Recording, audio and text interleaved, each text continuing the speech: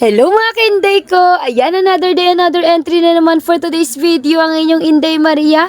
Ngayong araw nga mga ka-Inday ko ay naglaro kami ng ganda-gandahan ni Ate Sofia dahil kami ay may alis. O diba? Talagang nakabihis na naman ang mag-ina at talaga namang todo-todo video dahil syempre content creator tayo. At eto na nga mga ka-Inday ko, habang palabas kami sa kanto namin ay eto naman si Inday Sofia ay talagang ramdam na ramdam niya ang kaseksihan niya sa kanyang outfit. Hindi ko na nga lang sinabi sa kanya na tumaba siya, mamaya magbago na naman ang isip. Ay taray, may pag-ano.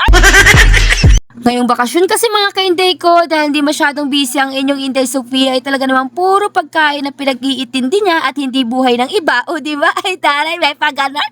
Lagi ko kasi sinasabi sa kanya mga ka-Inday ko na kumain muna siya kasi kapag nagkaroon na naman ng pasok ay talagang magiging late na naman ang kanyang tanghalian. Wow! At eto mga ka-Inday ko, habang nasa biyahe kami ay hindi talaga pwedeng wala kaming entry. Syempre bilang isang content creator ay kailangan talagang meron tayong na-upload sa ating long video kahit mababa pa yung views na yan. Pasaan ba darating din ang panahon na siswertehin din tayo? Basta wag lang tayong mawalan ng pag-asa, entry lang tayo ng entry. Buti na lang talaga mga ka-Inday ko, medyo mabilis yung biyahe namin dahil maaga-aga kami umalis. At nung pagkarating nga namin doon, ay talaga namang nauna pa kami sa magbo-birthday. Pero buti na lang talaga dahil umuulan na kasi dyan talaga mga ka-Inday ko. At ilang minuto din kami naghintay sa labas kasi nga nahihiya kami pumasok sa loob. At habang nasa labas na kami mga ka-Inday ko, ay syempre hindi mawawala ang aming mga pa-video dahil bilang isang content creator ay napakalaga talaga sa atin mga ka-Inday ko na meron tayong mga entry. At naisipan na nga rin namin dyan ni Inday Sofia na pumasok pagkatapos namin mag-video ni Dudong Caleb. Paano ba naman kasi lumakas talaga ang ulan at talaga namang nababasa na ang aming mga sandals? Sandals pa more! Akala kasi talaga namin mga ka-Inday ko ay magandang panahon ngayon kaya talaga namang todo outfit ang inyong Inday Maria at Inday Sofia.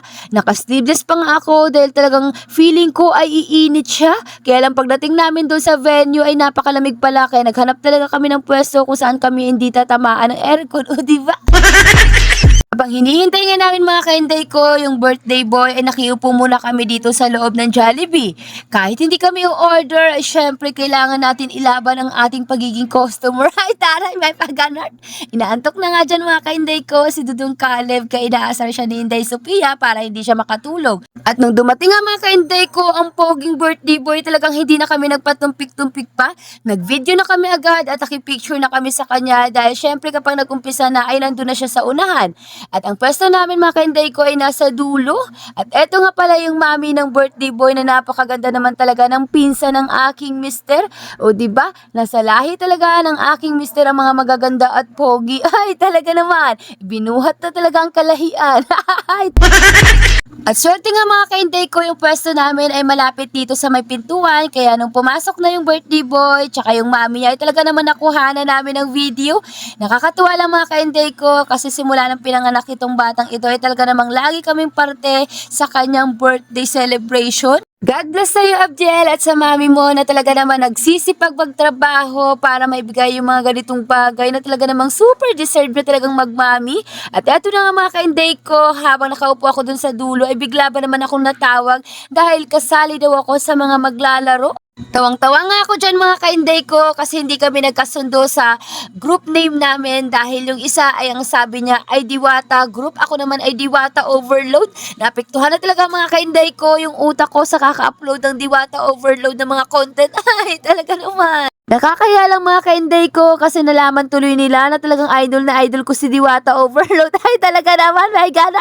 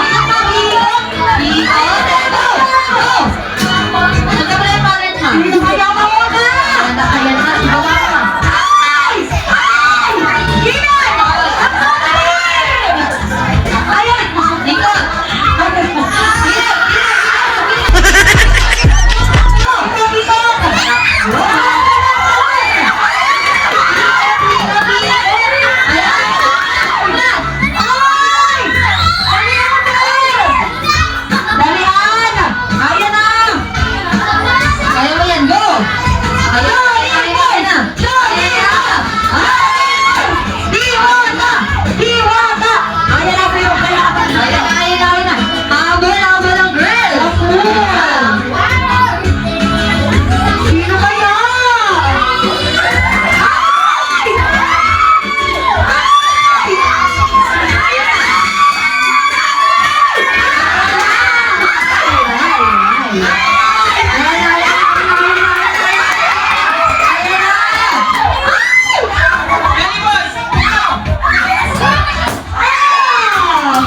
At ayun na nga mga kaintay ko, natapos na ang masayang palaro para sa mga adults at eto na nga ay nagkakainan na.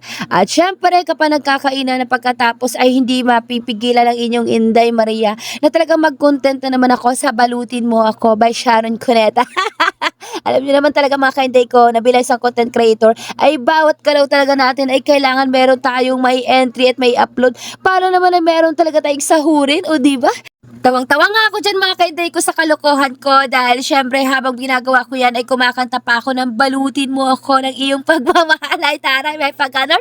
At yun na nga mga kaintay ko, narinig ni Inday Sofia na bibigyan daw ng mga souvenir ang mga bata. Ay syempre, siya ay nakipila na rin dahil piling bata nga at tuwang-tuwa nga ang bata ito. Ay talaga naman. Sa ayun lang mga kainday ko, maraming salamat sa lahat ng mga nanood sa aming live at nanood ng aming long video. Huwag tayong mawala ng pag-asa, yung mga million views sa ating mga reels ay mapupunta din yan sa ating mga long video. Basta palagi lang tayo mag-entry at wag po tayong mapagod gumawa ng content. So ayun lang po, God bless!